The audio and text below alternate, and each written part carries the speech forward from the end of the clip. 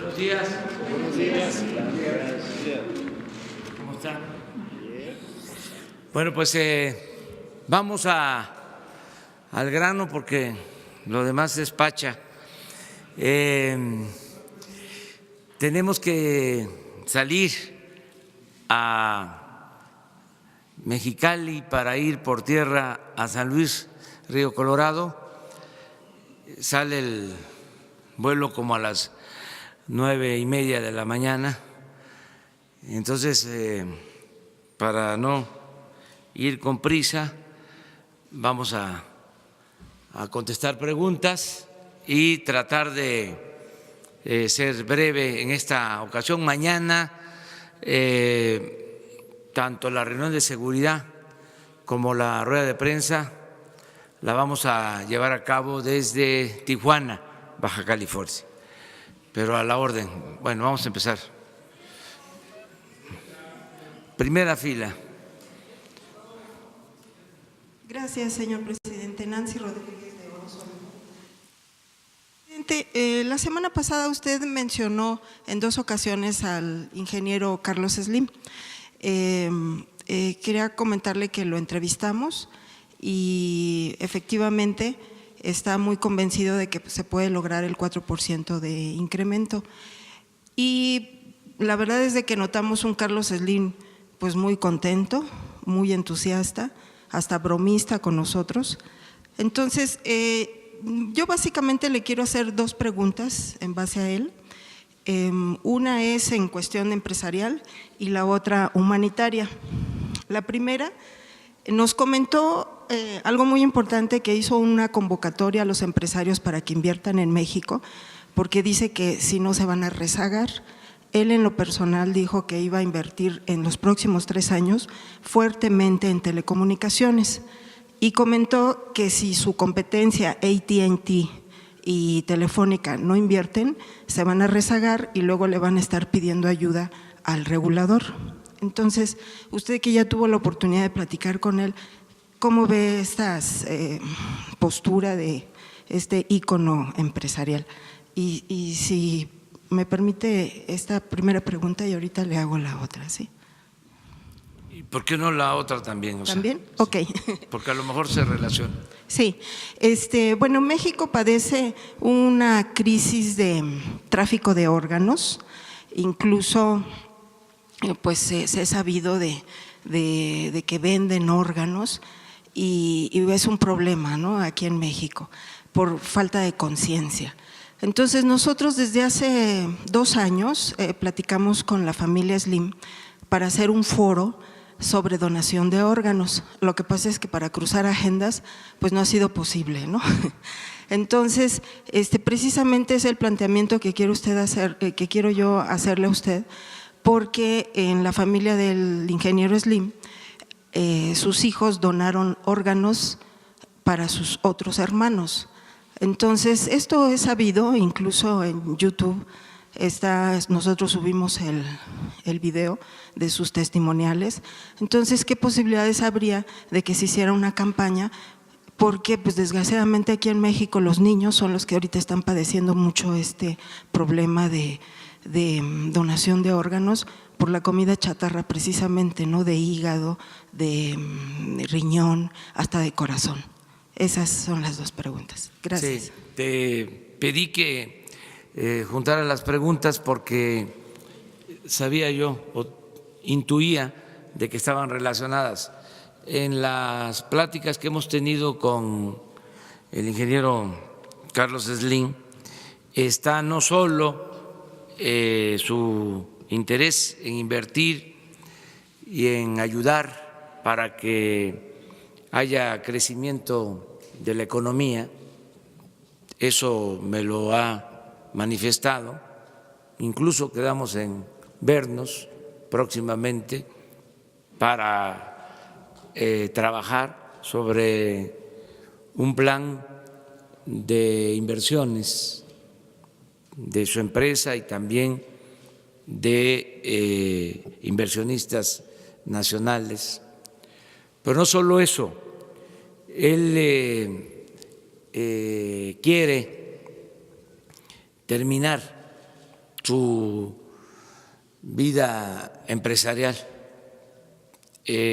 ayudando al crecimiento económico y al bienestar durante este sexenio.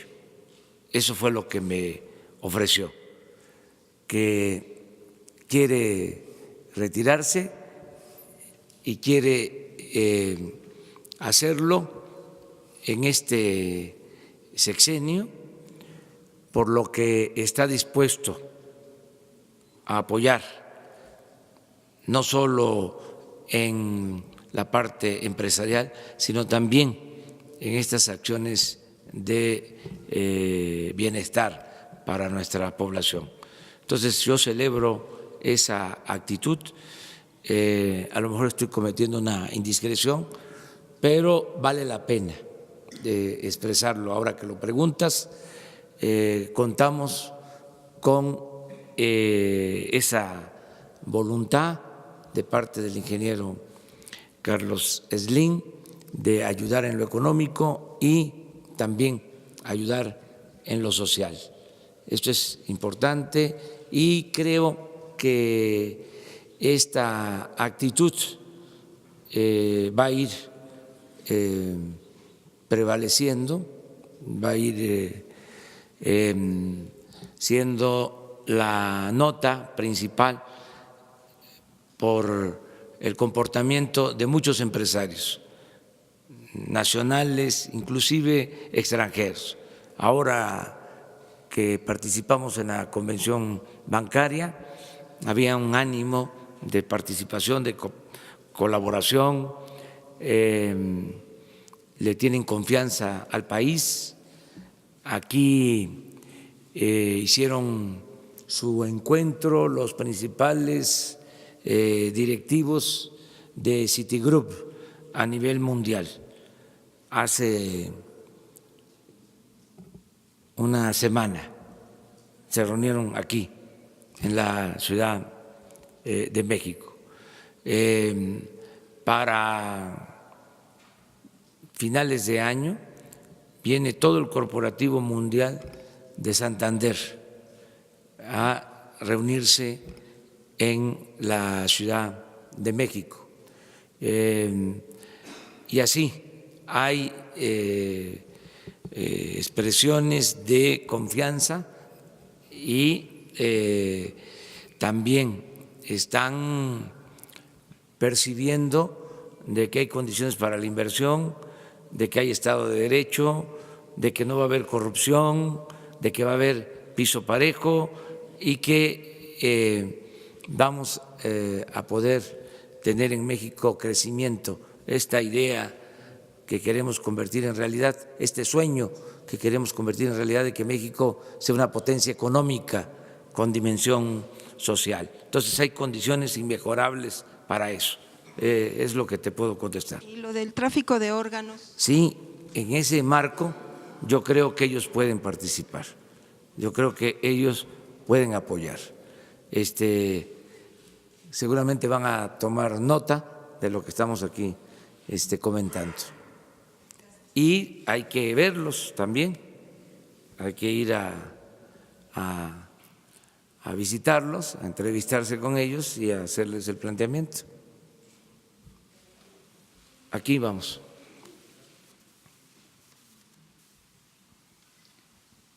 Buenos días, presidente. Daniel Blancas, de Crónica. Señor, estuvimos revisando los contratos, o más bien los procesos de licitación de los 7 gasoductos que están paralizados y que ya hemos referido varias veces en esta conferencia, y descubrimos que se utilizó una figura que se solía utilizar mucho en esos tiempos, una figura de testigo social o observador social para avalar, digamos, la pulcritud de los procesos y de los contratos. En 6 de los 7 casos de estos gasoductos se utilizó como respaldo, digamos, como aval moral a Transparencia Mexicana. La pregunta es, primero, si usted, el gobierno, seguirá utilizando esta figura que se utilizaba en ese entonces porque de hecho Transparencia Mexicana concluyó que los contratos de estos gasoductos habían sido pulcros, se habían ajustado al Plan Nacional de Desarrollo, al Plan Nacional de Infraestructura y incluso se ajustaban a la política de bajar el precio de los energéticos, es decir, un aval por completo a estos contratos y a estos procesos de licitación. ¿Qué opina usted de este papel que juegan estas organizaciones como Transparencia Mexicana para dar aval a algo que ya se sabe está, o lo hemos sabido, pues está incorrecto? Bueno, hay que revisar todos estos mecanismos porque ha habido mucha simulación. Estas instancias supuestamente independientes, autónomas de la sociedad civil, han servido para legitimar contratos leoninos.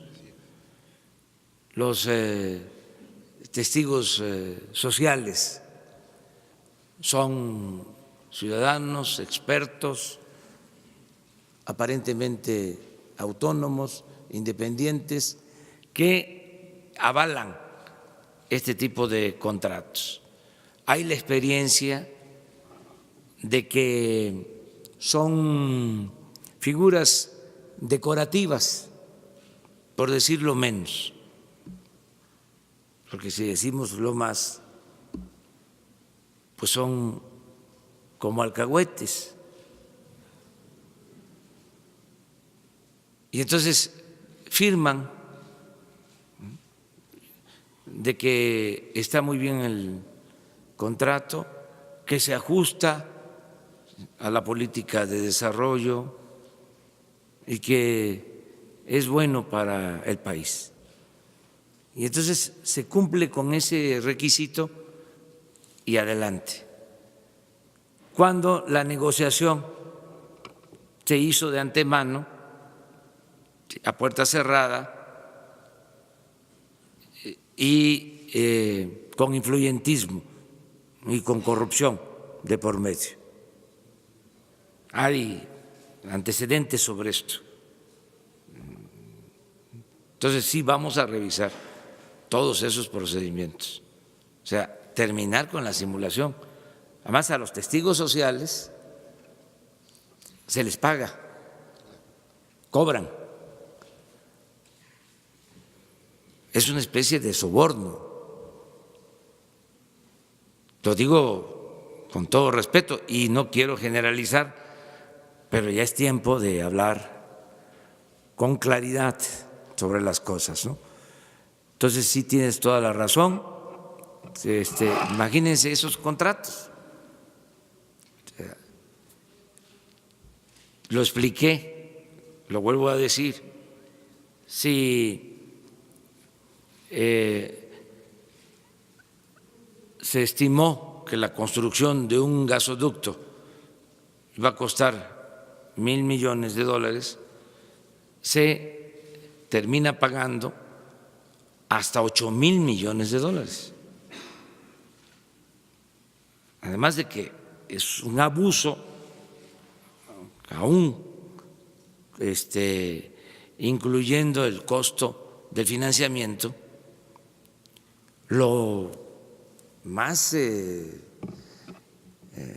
inaudito es de que el gasoducto no pasa a ser propiedad de la Comisión Federal de Electricidad, de la empresa que paga la construcción del gasoducto, sino se queda como propiedad de la empresa que construye el gasoducto. Eso no creo que exista en ningún país del mundo, porque eso es más que corrupción. Entonces, avalar de que ese contrato es bueno para la nación, pues es una falsedad. Entonces, tienes toda la razón, todo esto se está revisando. Al mismo tiempo, no queremos escándalos No queremos que digan que estamos rescindiendo contratos, que estamos incumpliendo con compromisos de los anteriores gobiernos. Estamos haciendo un llamado a las empresas a que haya una renegociación y que sea voluntario de parte de ellos, porque de lo contrario significa la quiebra de la Comisión Federal de Electricidad. ¿Y ha notado apertura de estas empresas para...? Sí, porque están conscientes de que fue algo desmedido, sin límite. Desde luego, la culpa no solo es de las empresas, sino y el gobierno, cómo permitir eso, cómo aprobar eso. Inclusive les comentaba que en muchos casos estos contratos ni siquiera pasaron por los consejos de administración de la Comisión Federal de Electricidad.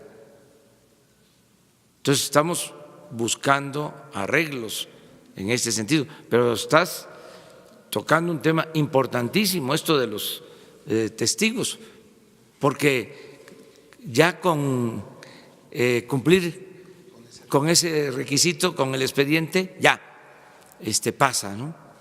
Pues no es así. ¿No va a utilizar su gobierno esta figura de testigo social? Vamos a ver la forma de que haya transparencia total y que no haya simulación.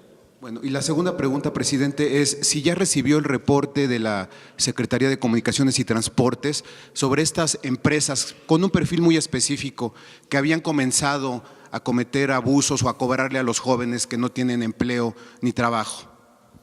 Sí, pero no ha prosperado eso, o sea, no ha proliferado. Son casos muy aislados. El programa de Jóvenes Construyendo el Futuro va adelante. Aprovecho para decirle a la gente de que no se tiene que pagar nada, decirle a los jóvenes que ellos se inscriben, escogen su tutor, que puede ser un maestro mecánico, electricista, un comerciante, un empresario, tienen su tutor, se inscriben y reciben 3,600 pesos mensuales mientras se están capacitando para el trabajo. Ellos son aprendices y es un programa que está abierto a todos los jóvenes de 18 a 29 años de edad. Todo el que quiera trabajar como aprendiz tiene abierta esta posibilidad. Lo único es conseguir al tutor o pedirles a quienes tienen una profesión, quienes tienen un oficio, que nos ayuden, que ellos conocen a jóvenes de sus familias, conocen a jóvenes de sus calles, de sus cuadras, de sus colonias, de sus pueblos, de sus barrios, que no tienen actividad, que no tienen trabajo, que nos ayuden, que los llamen, que les digan: te voy a enseñar, vente aquí al taller, vente a la tienda, vente al despacho de contabilidad, al despacho jurídico, aquí vas a aprender el oficio, la profesión, y vas a recibir los 3,600 pesos mensuales para que te ayudes y te encamines por el sendero del bien, para que no tengas la tentación de tomar el camino de las conductas antisociales. Además, para que se le tome cariño al trabajo, que es algo sagrado, el amor, el afecto por el trabajo, por lo que uno hace todos los días, ya sea trabajo físico o trabajo intelectual.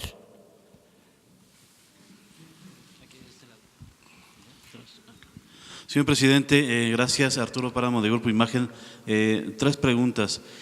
Primera, su posición como presidente de la República respecto a la aprobación de presupuesto en el Congreso de Estados Unidos para la construcción del muro en la frontera norte de nosotros, frontera sur de ellos. Esto, pues, evidentemente va en contra de la postura de usted de tener un acuerdo para mejorar el cruce de los migrantes, mejorar las condiciones de todos los que van hacia este país. La segunda, señor, hubo otra vez una toma clandestina en Tlahuelilpan. Están las imágenes de la fuente de gasolina. Hubo otra en Axapusco, en el Estado de México. ¿Usted tiene alguna evaluación ya de cómo han funcionado ahí los programas que ustedes están impulsando para apoyar a la gente de esas zonas por donde pasan los ductos? Porque sí llama la atención que en estos casos no ha habido gente que va a los ductos, a las tomas, para tomar combustible en pequeñas cantidades, como usted lo ha dicho. ¿Hay alguna evaluación ya de si han estado funcionando ya de alguna manera estos programas, a la gente ya la benefician directamente? Y en la última, señor, ha habido una ola ya de asesinatos también en Guanajuato, va hacia Tijuana, que es otro punto sensible. Si hay alguna evaluación de cómo han estado funcionando en Guanajuato y en Tijuana esta relación entre la Policía Federal, las policías locales, el Ejército, para tratar de aminorar estos casos que parece que es difícil detenerlos porque siguen creciendo los asesinatos en estas entidades, en estas ciudades. Bueno, acerca del acuerdo o la aprobación del Congreso de Estados Unidos, yo soy partidario de atender el fenómeno migratorio con desarrollo, con empleo, con bienestar. Y no voy a quitar el dedo del renglón, voy a seguir insistiendo en lo mismo. Creo que no es opción, no es alternativa el uso de la fuerza o de otras medidas. Pienso que la gente se va a buscar trabajo a Estados Unidos por necesidad y no por gusto. Entonces, en la medida que haya crecimiento económico, que haya empleo en México, en Centroamérica, va a aminorar mucho el flujo migratorio. Eso es lo que puedo decir y respeto las decisiones que toma el gobierno de Estados Unidos. No quiero polemizar sobre este tema. Estamos haciendo una labor de convencimiento para que haya inversión de Estados Unidos en México y en Centroamérica para proyectos productivos y para crear empleos. No quiero meterme en otro tipo de asuntos. Pensamos que debemos de cuidar la relación con el gobierno estadounidense, que debe ser siempre una relación de amistad y de respeto mutuo. Hasta ahí dejo el tema. Acerca de los ductos, miren, hemos logrado reducir mucho el robo de combustible y no solo se roban mucho menos. Hoy el reporte es que se robaron 6,000 barriles ayer de los ductos, pero se robaban 80,000. O sea, sí hay una diferencia importante. Si esto se traduce en dinero, es una buena cantidad. Sin embargo, siguen habiendo las tomas clandestinas, inclusive han aumentado tomas clandestinas, o mejor dicho, se han sellado más tomas clandestinas que en otros tiempos. Un periódico de esos que no nos ven con buenos ojos, queriendo hacer el cuestionamiento, dicen aumentaron las tomas clandestinas, ¿no? Y sí, es cierto, porque antes no se atendían, pues ahora sí se registran más porque se está sobre eso. Pero bueno, cada quien tiene su enfoque y además somos libres, que no se olvide eso. Si hago esta mención es de manera muy respetuosa, muy fraterna, cariñosa,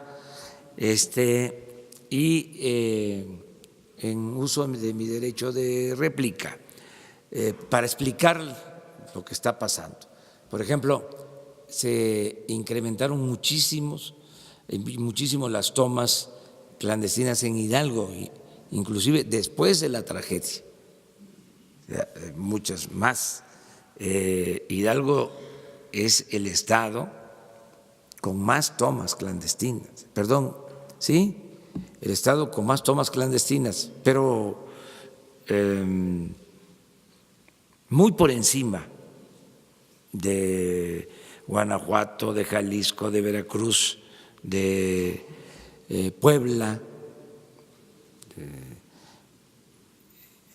Por eso hoy, precisamente, se inicia un programa de reforzamiento en Hidalgo por parte de la Secretaría de Marina y del Ejército. Y sí, siguen habiendo tomas en Hidalgo descontroladas. Hoy a las 3 de la mañana se atendió una toma clandestina en Azcapotzalco, pero como una alberca. Entonces estamos sobre eso. ¿No tendrán ahí la de Azcapotzalco de hoy? Señor, este reforzamiento… A ver, pero es muy importante que yo termine de decirte algo. O sea, la diferencia, además de que se está atendiendo y de que se cierran los ductos, se atiende y no hay robo o no hay el mismo volumen de robo que había anteriormente, la diferencia es que también ya la gente no acude. Es algo muy importante, el que se están quedando nada más solos los que se dedican a esta actividad ilícita, pero ya no tienen base social. Y le agradezco mucho a la gente por este apoyo y por hacer caso al llamado que hemos hecho. Esto va acompañado de que ya se están aplicando programas de desarrollo, programas de bienestar, pero sobre todo porque la gente ha tomado conciencia de que es mucho el riesgo y que los estaban usando para algo indebido. Es una especie de enganche para una actividad ilícita. Entonces, esto nos facilita mucho porque ya se quedan los núcleos delictivos sin respaldo social. Hay una toma y ya no está la gente. Y son tomas que han habido después de la tragedia también de mucha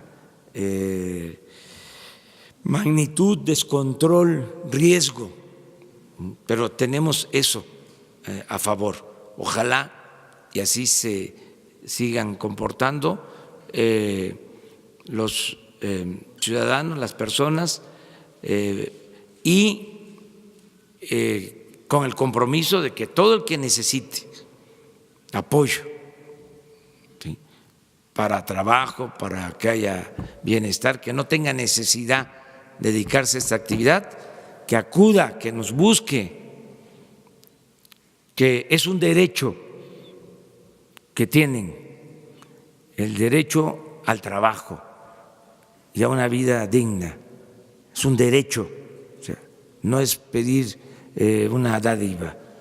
¿El reforzamiento, señor presidente, es personal adicional o es de los que ya están sobre los ductos redirigirlos allá? Adicional a estos ductos, por ejemplo, en el caso de Hidalgo, sí, casi el doble de personal, porque ya es básicamente para evitar que estas bandas sigan actuando, pero ya es distinto completamente. Y lo tercero que me preguntaste… La ola de asesinatos en Guanajuato y Sí. también lo de Tijuana, que también es otro punto sensible. Vamos mañana a Baja California, vamos a informar sobre el plan que se está aplicando en Tijuana y en Guanajuato y en otras ciudades. Quiero decirles que todavía… ¿Sí está? A ver. ¿Es de qué horas de la… 4 de la mañana? Es Azcapotzalco.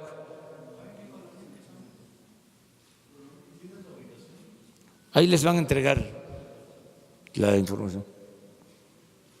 Nos pararon el ducto de Tuxpan a Azcapotzalco, pero miren,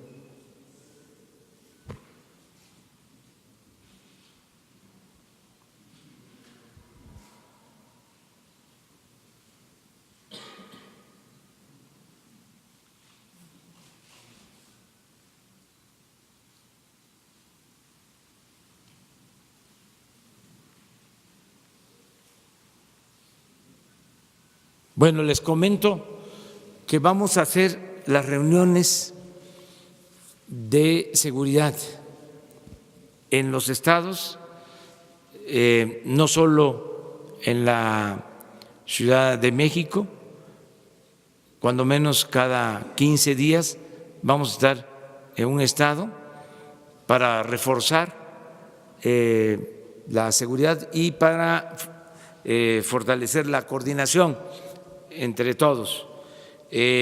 Vamos mañana, les decía, a Tijuana, luego vamos a estar en Guadalajara,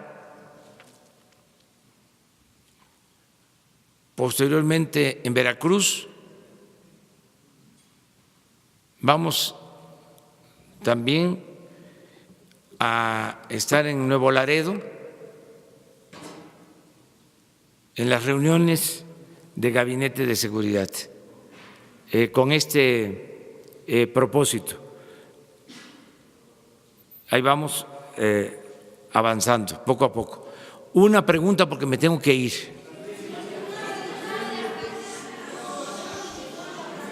¿Mande?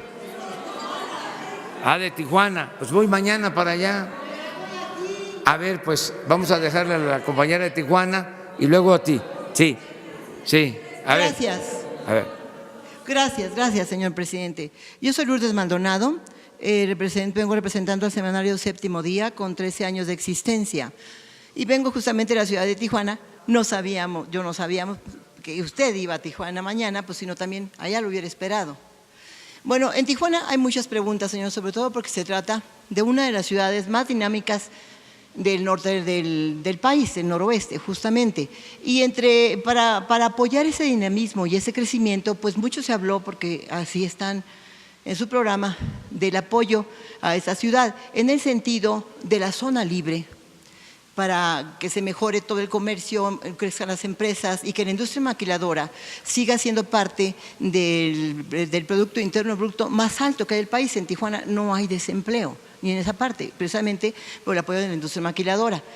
Pero sobre la zona libre, pues todavía los ciudadanos no vemos los beneficios, porque no sabemos cómo funciona. Por otro lado, la siguiente pregunta es acerca de la aduana, porque la aduana se iba a recorrer 25 kilómetros, justamente en apoyo de la zona libre, pero todavía no pasa nada, la aduana sigue en el mismo lugar, no vemos cómo está el beneficio. Por lo menos, señor presidente, los ciudadanos comunes y corrientes, los ciudadanos que queremos ver cómo podemos aprovecharnos o sacar provecho y apoyarnos en nuestra economía por la zona libre y por que se recorre la frontera. Por otro lado, el huachicoleo, allá sí se da, pero no es el huachicoleo que se conoce como se ha manejado aquí, sino que es el empresarial organizado, porque es muy común que en la mayoría de las gasolineras no nos den los litros completos. Entonces, ¿de qué nos sirve que haya bajado un poco la gasolina si es una práctica común entre los empresarios? Entonces le llamamos huachicoleo empresarial. Señor, y por otro lado, vengo también aquí para pedirle apoyo, ayuda y justicia laboral, porque hasta temo por mi vida, porque se trata de un pleito que tengo 6 años con él y que salió el laudo a mi favor en la Junta Federal de Conciliación. Sin embargo, hace poco se fue, lo regresaron el expediente y en 3 semanas salió en mi contra, absolutamente. Entonces vengo aquí a pedir ese apoyo, esa justicia, y lo hago porque se trata de un personaje fuerte en política que no pretende pagarme ni mucho menos, ya usted me entiende, amparo, pero lo hago porque se trata de su senador con licencia, de su super coordinador de delegaciones y su candidato, próximo candidato a la gobernatura de Baja California, el licenciado Jaime Bonilla. Por eso estoy aquí, pidiendo su apoyo, porque usted ha dicho que quitarle o no pagarle su sueldo a los empleados es injusto y es hasta un pecado, señor. Y yo sé que contra la corrupción que hay en la Junta Federal de Conciliación y la que estoy viviendo ahora en Tijuana, contra este poderoso personaje, nada o poco, nada puedo hacer sin su apoyo, señor presidente. Muchas gracias. Sí, mira, sobre lo último, le voy a pedir a Jesús Ramírez, que es el coordinador de comunicación social, que te atienda, que te apoyen para que se pida justicia, que no haya influyentismo, que se actúe en el marco de la ley. Acerca de los apoyos a la frontera, ya están aplicándose, desde luego es un proceso. Los técnicos de Hacienda creo yo que pusieron demasiados requisitos, entonces dificultaron el que el apoyo se aplique mejor. Esto es una autocrítica que estoy haciendo,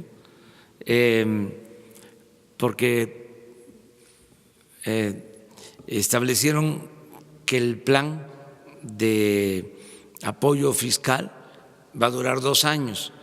Entonces, las empresas no consideran esto suficiente, porque se requiere más tiempo.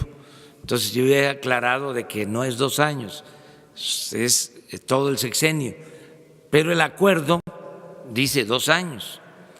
Entonces, esta es una limitante.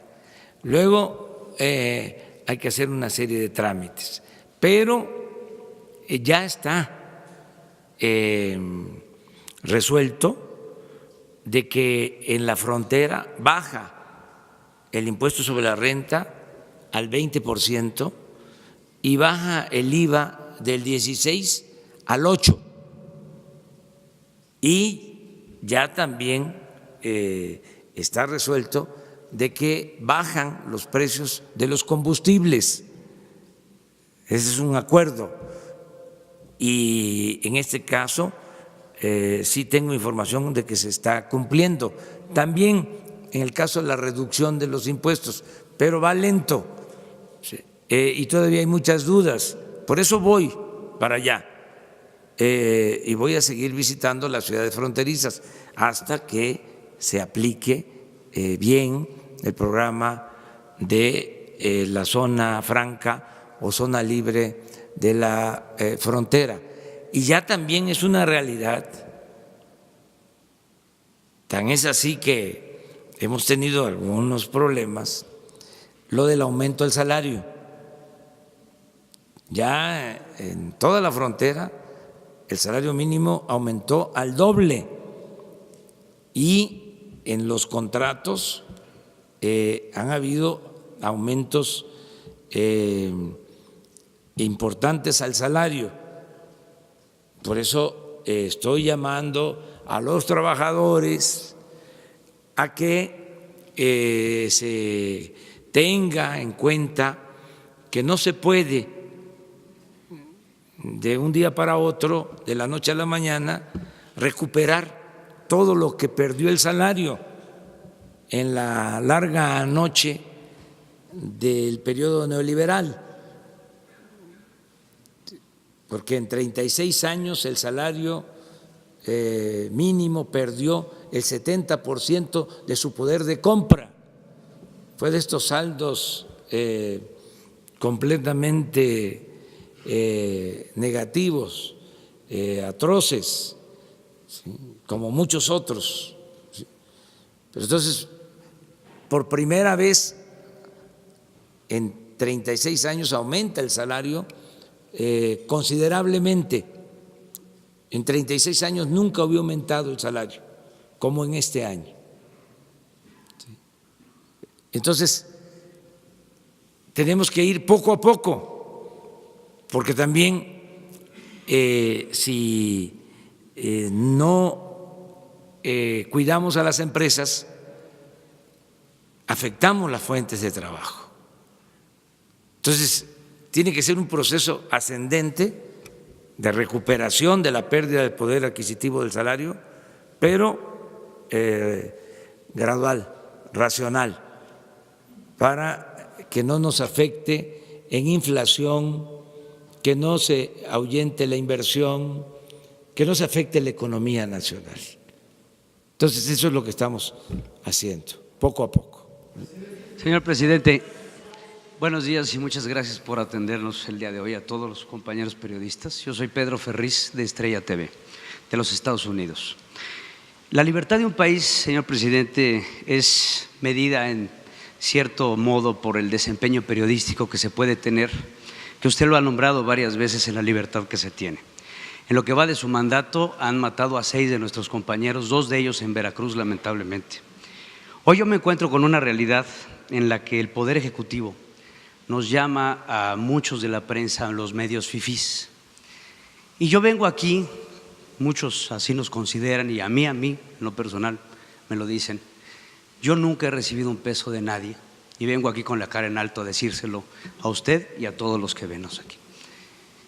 Yo creo que debemos de parar esta confrontación entre fifís y no fifís, señor presidente, y empecemos a buscar la forma en trabajar por un México mejor, por dejarnos de confrontaciones que son históricamente inconvenientes e innecesarias, y que podamos unir esfuerzos, porque mire, señor presidente, yo sería el más feliz de poder estar de acuerdo con todo lo que dice, pero creo que la prensa no está aquí para estar de acuerdo con todo. Estamos aquí para apoyar y para representar al pueblo, y yo creo que debemos de dejarnos entre fifís y no fifís y trabajar en conjunto por el país. Y vengo aquí a hacerle la pregunta directamente, a preguntarle, ¿podemos parar con esta confrontación y empezar a trabajar a favor de México? Muchas gracias, sí, señor presidente. Y que tengan ustedes siempre muy presente que jamás vamos nosotros a atentar contra la libertad de expresión. Tan es así que tú estás aquí con toda la libertad haciendo tu planteamiento. Esto no se hacía antes. Yo no sé cada cuándo tenían ruedas de prensa los anteriores presidentes. Sí, aquí no, aquí es abierto, es diálogo circular. Y no hay rencores, no hay odios, es el ejercicio, ¿sí?, de nuestro derecho de réplica. Antes, como no tenía autoridad moral el gobernante, no tenía autoridad política, si no se tiene autoridad moral, no se puede tener autoridad política, cualquier periodista lo ninguneaba y no podía responder porque le sacaban sus asuntitos, ¿sí? Entonces yo tengo autoridad moral. Entonces, por eso, cuando estoy viendo que hay una actitud tendenciosa de la prensa, porque eso no tiene nada que ver con la polarización, siempre ha existido una prensa conservadora, una prensa fifí. Yo no inventé lo de fifí. No, se usó para caracterizar a quienes se opusieron al presidente Madero. Sí, los fifís fueron los que quemaron la casa de los Madero. Los fifís fueron los que hicieron una celebración en las calles cuando asesinaron atrozmente a Gustavo Madero, cuando los militares lo sacrificaron, que es una de las cosas más horrendas y vergonzosas que ha pasado en la historia de nuestro país. Salieron los fifís a las calles a celebrarlo y había toda una prensa, ¿sí?, que apoyaba esas posturas. Entonces, ¿qué son al final los fifís? Pues son fantoches, conservadores, sabelotodos, hipócritas, doble cara. Entonces, decir eso no debe de ser. Señor presidente, ¿Mande? ¿Cree que eso es la prensa, que sea doble cara, hipócrita, malintencionada la prensa de esa forma? O sea, ¿cree que existe la prensa mexicana tenga que tener esa parte de ser fifí? Existe. ¿O será que nada más no está de acuerdo? No. Hay las dos cosas. Pero además, si es prensa fifí y si es conservadora, ¿sí?, y si hace cuestionamientos sin ton ni son, tienen derecho. ¿Sí? Es garantizar el derecho a disentir. Claro. Pero, sí, yo tengo también el derecho de expresarme, de manifestarme, y que no se entienda que es una cuestión de odios, de rencores. No, es decir, fuera máscaras. ¿Sí? No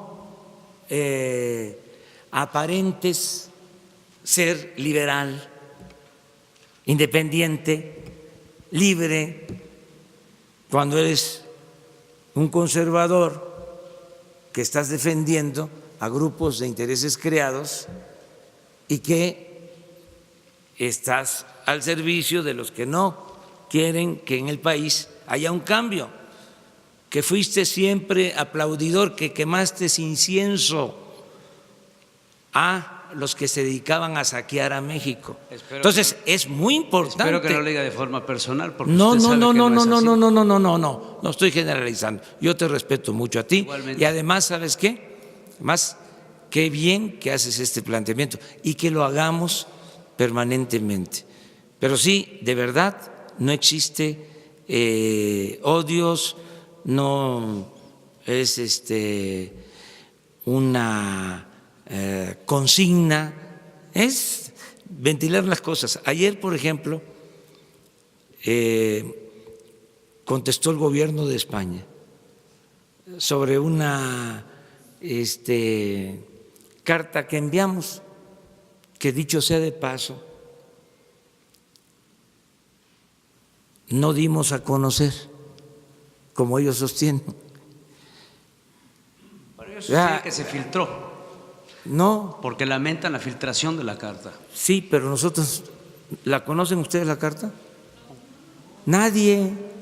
O sea, les falló en ese sentido, con todo respeto.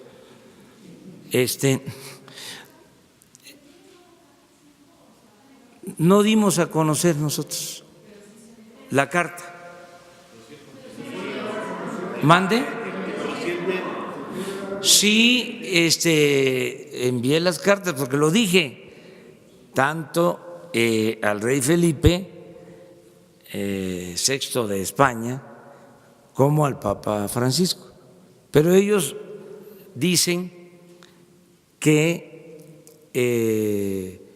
fue una falta de respeto el dar a conocer la carta.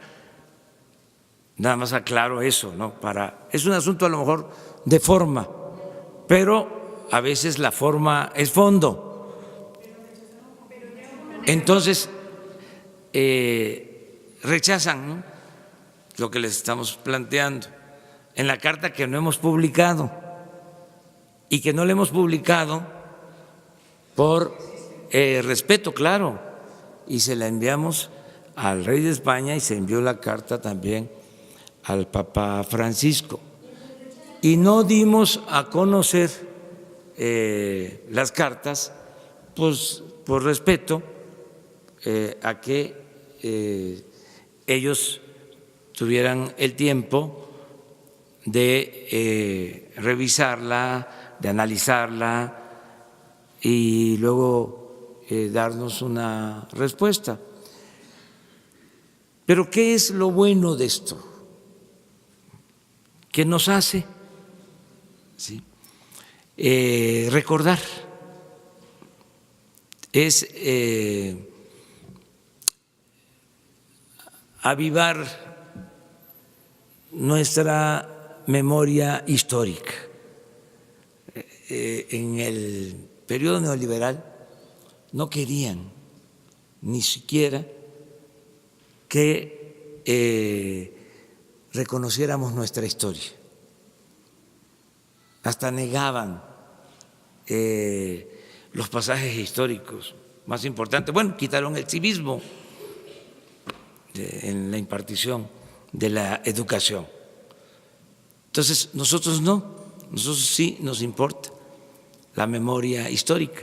Entonces, con esto se va a saber qué sucedió hace 500 años, ¿sí?, cómo se dieron los hechos, si hubo agravios o no hubo agravios, si, como estamos planteando, es necesario pedir perdón y comenzar una etapa nueva de reconciliación, de hermandad.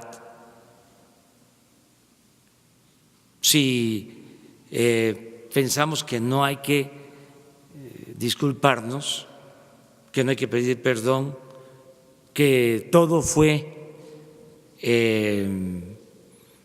fortuito, normal, que no hubieron violaciones a lo que ahora conocemos como derechos humanos, pues todo eso es algo que debe de analizarse, no en el afán de la confrontación, del encono, sino buscando que todo esto que se mantiene como corrientes subterráneas, porque existe,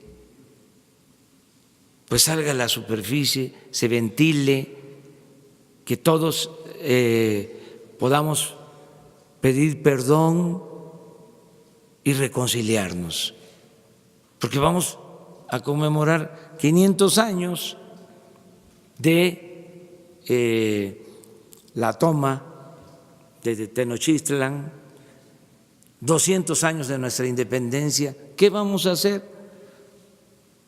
¿Cómo vamos a actuar? ¿Vamos a celebrar?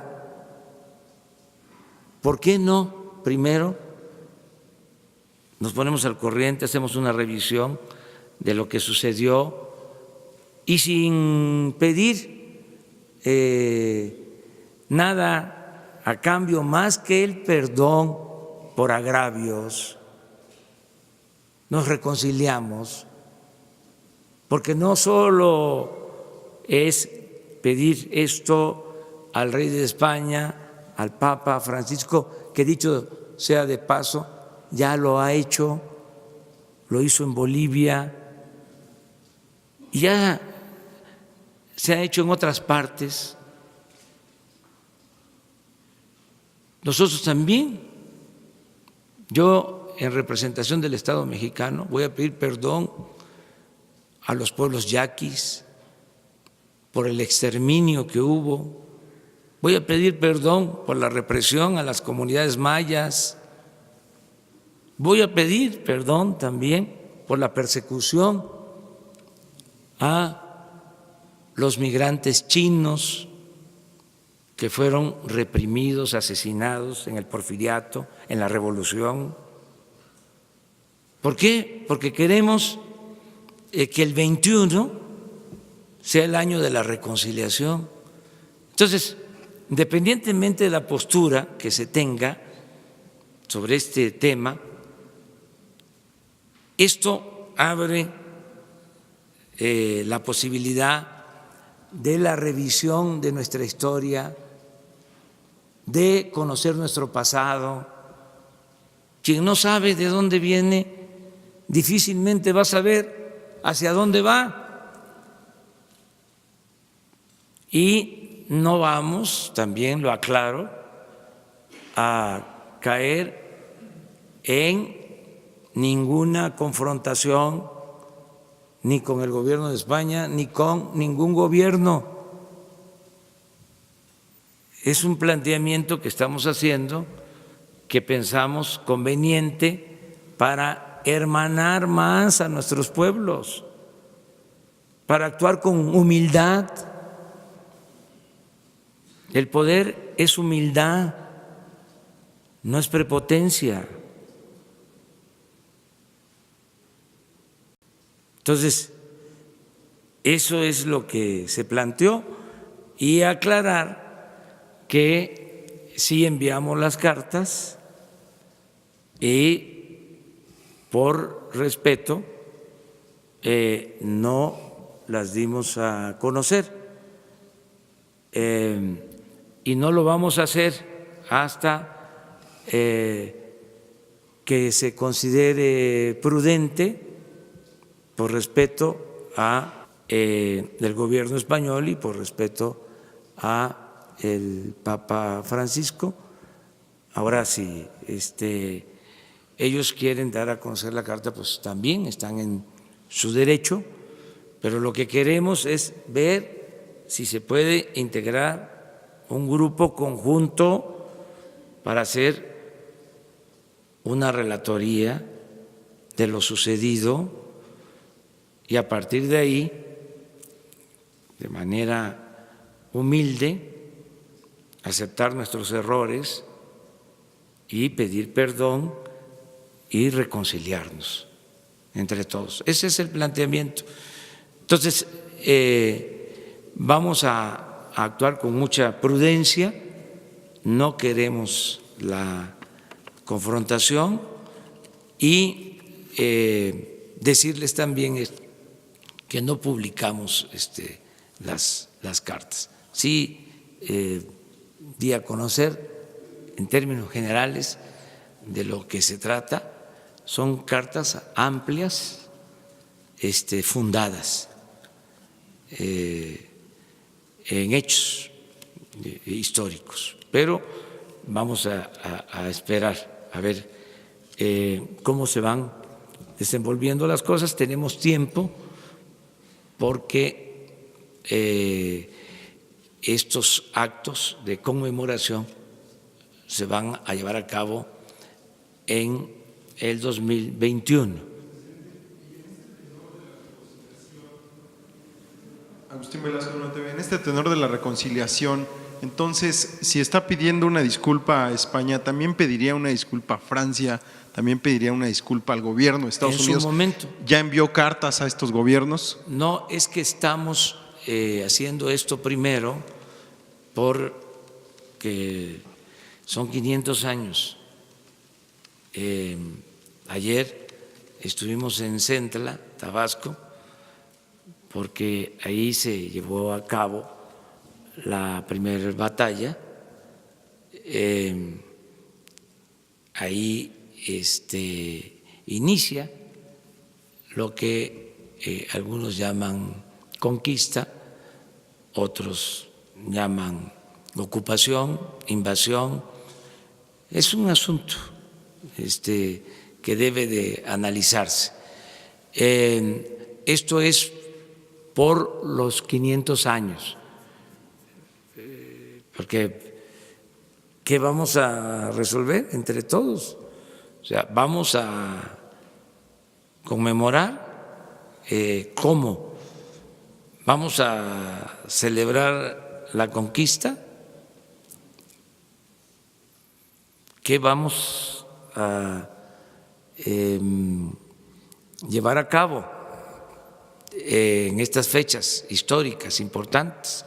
Entonces, nuestra propuesta es, a ver, vamos a ponernos al corriente, vamos a reconocer agravios y vamos a pedir perdón y vamos a reconciliarnos. Eso es lo que se está proponiendo. Me voy porque si no, no llego. Muchas gracias. Ayer estuvo a punto de dejarme el vuelo.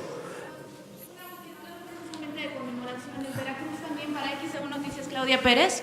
Para Veracruz también está por celebrar la conmemoración de los 500 años de la fundación. ¿Ya recibió usted una invitación formal y, de ser así, va a participar en estos festejos? ¿Y cómo sería su participación también? Es que es parte de lo mismo. No puedo participar en un festejo como jefe del Estado mexicano hasta que no resolvamos este asunto. Desde luego, todos los mexicanos somos libres, pero yo represento a el Estado mexicano y no puedo participar en festejos en estas fechas en tanto no aclaremos, ¿no?, lo fundamental y se llegue a un acuerdo de reconciliación. ¿No asistirá por el momento? ¿No está confirmado entonces? No, no. Muchas gracias. Gracias. ¿No habrá qué?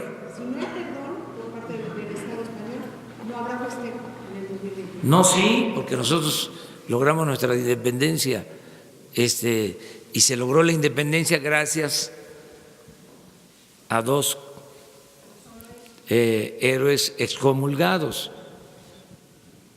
O sea, los héroes de nuestra patria fueron excomulgados. Entonces, ¿por qué no perdonar eso? Pero no habrá conmemoración sobre los 500 años si no hay un perdón expreso. Nuestra independencia, claro, es otro asunto, es buscar la forma de que lo hagamos en el marco de un acuerdo general de la reconciliación, ¿sí?, para ver hacia adelante. ¿Se pone en riesgo la relación bilateral México-España? No, con esta no, petición? para nada. No se pone en riesgo. Esto es un asunto de voluntades y de conciencia de cada quien. Gracias.